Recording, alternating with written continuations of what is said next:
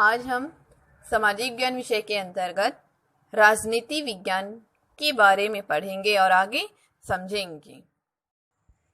अध्याय 12 भारत के संविधान का निर्माण। आइए देखते हैं भारत के संविधान का निर्माण किस प्रकार और कैसे हुआ था। लोकतंत्र के मूल सिद्धांतों व मूल्यों तथा उसकी शुरुआत का विस्तार किस प्रकार हुआ था। जब भारतीयों ने ब्रिटिश शासन के विरुद्ध आजादी की जब लड़ाई लड़ी तो हमने लोकतांत्रिक मूल्यों को अपना आधार बनाया और सन 1947 में आजादी मिली तो हमने इन्हीं मूल्यों के अंतर्गत देश में यह तैयार करना आरंभ कर दिया कि इन प्रक्रियाओं को संविधान की प्रक्रिया कहते हैं। प्रत्येक देश का अपना एक संविधान होता है जो उस देश की शासन व्यवस्था के आधारभूत नियमों सिद्धांतों को लागू कर सके और हर देश अपनी आवश्यकताओं व परिस्थितियों के अनुसार अपने संविधान का निर्माण कर सके।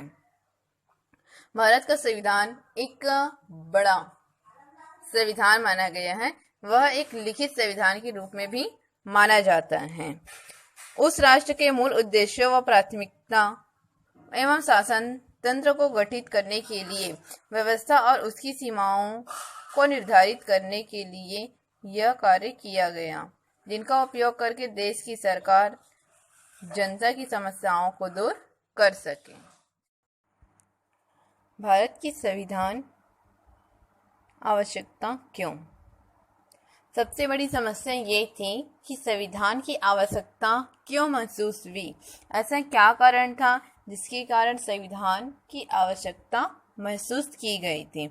आइए देखते हैं। संविधान मूलभूत नियमों व प्रावधानों का ऐसा समूह था जो राज्य के गठन और उसके तहत शासन प्रणाली को निर्धारित किया जा सकता था।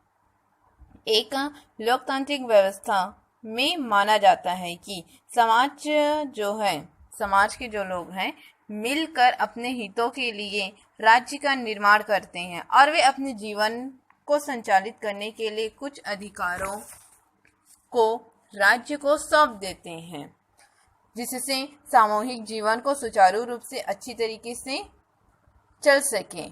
लेकिन राज्य को गठित करते समय उसे कुछ नियमों में सीमित रखना पड़ता है ताकि वह लोगों को अधिकारों को यह हनन न कर सके और उनके हित में काम करे। अगर ऐसा नहीं करेंगे तो वह समाज की भलाई नहीं करेंगे और इन नियमों को हम संविधान नहीं कह सकते। तो इन्हीं नियमों को संविधान कब कहा जा सकता है? जब वह समाज के हित के लिए हो।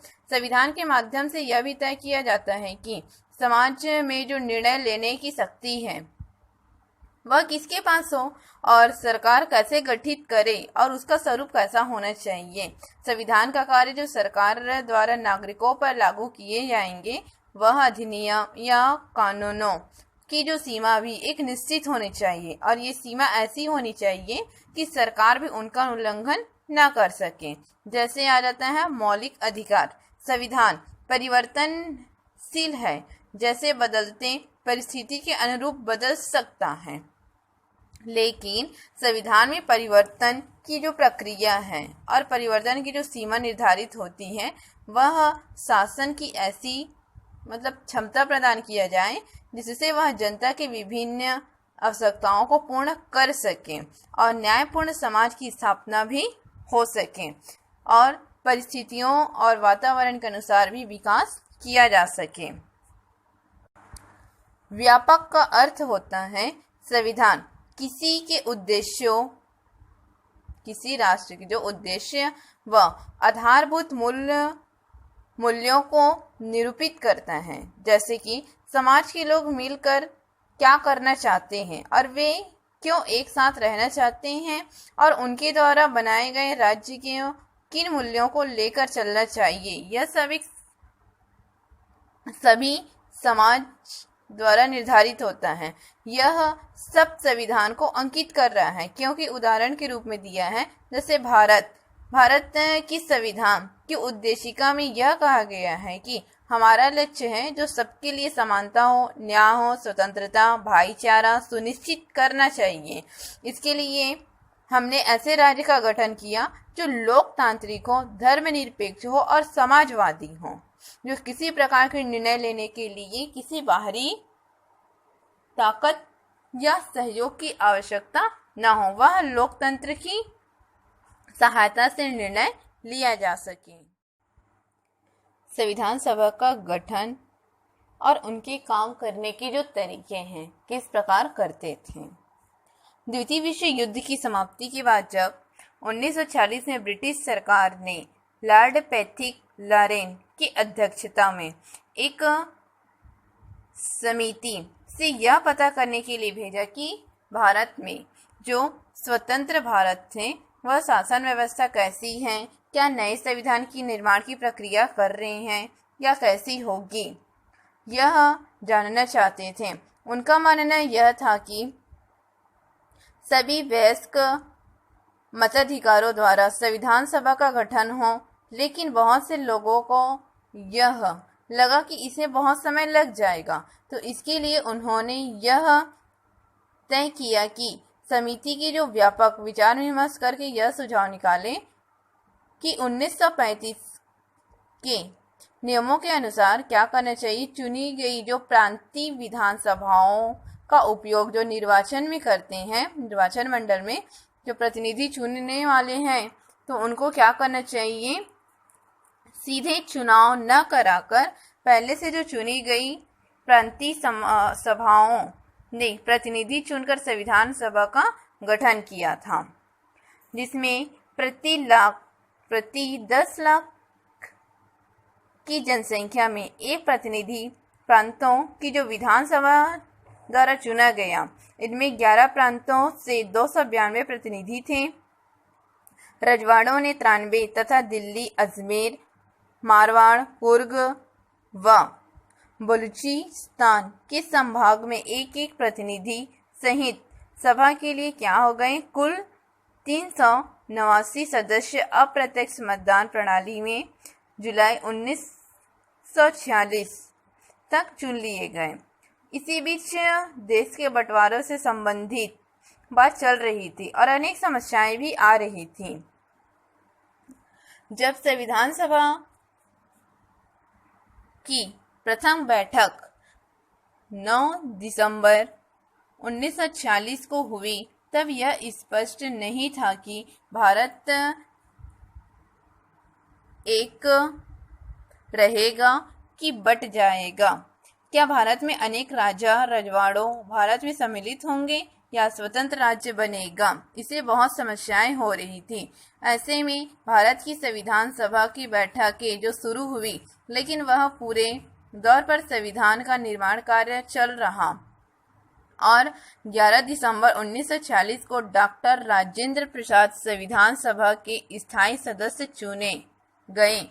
संविधान सभा का जब निर्माण कार्य को पूर्ण करने के लिए समितियों को गठित किया गया, जैसे संघ संविधान समिति, प्रांतीय संविधान समिति और अल्पसंख्यक मूल अधिकार समिति, झंडा समिति, ये सब क्या थे, शामिल थे इनके, और इनके प्रतिवेदनों को पूरे संविधान सभा द्वारा चर्चित किया गया था और फरवरी 1947 में जाकर यह तय किया गया कि भारत का बंटवारा होगा और भारत तथा पाकिस्तान को 2 अलग देशों में बांटा गया।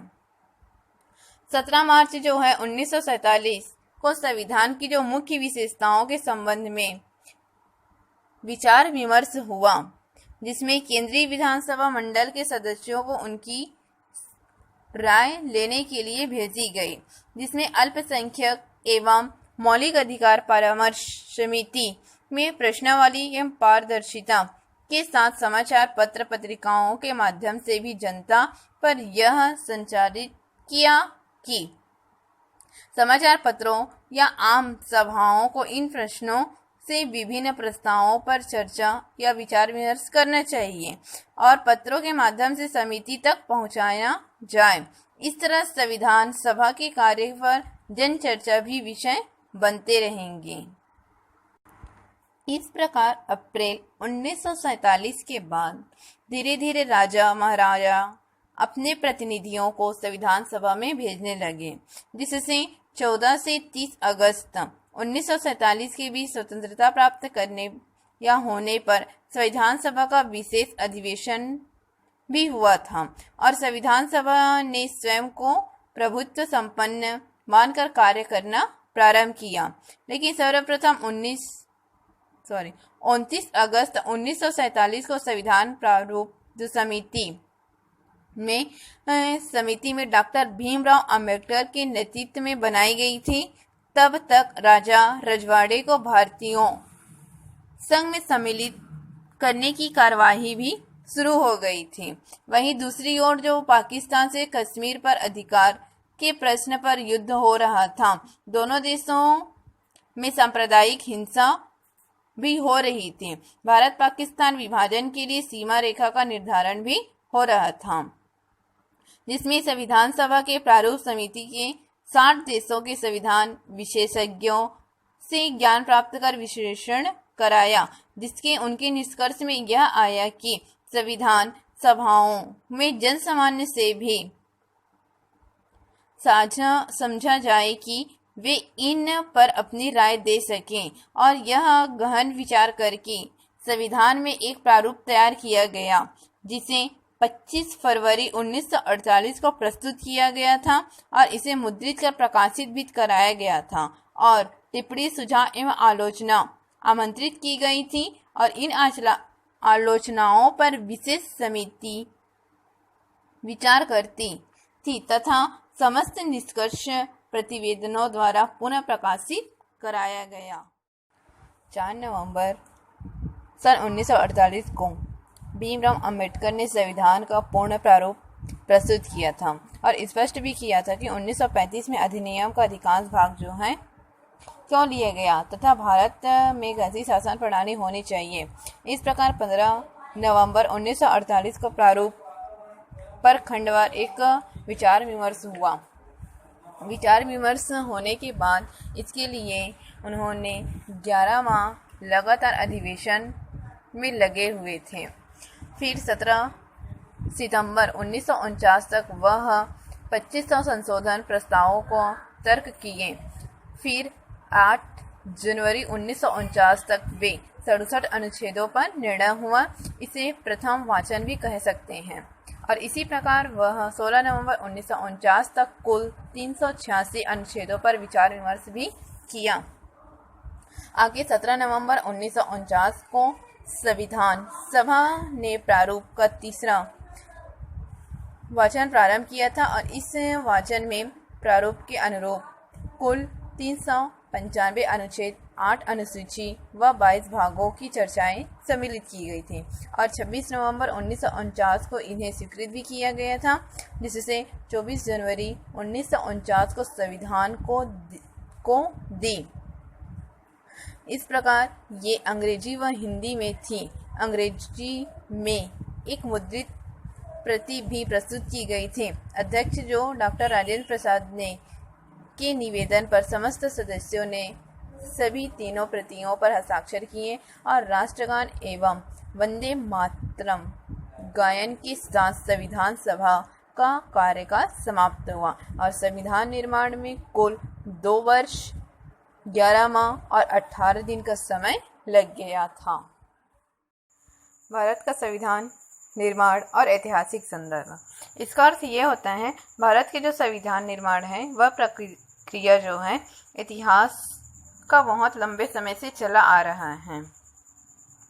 भारत के लिए जो सबसे पहले इस तरह के जो कानून थे सन 1972-73 में ब्रिटेन की संसद ने पारित किया था, जिसे रेगुलेटिंग एक्ट कहते हैं।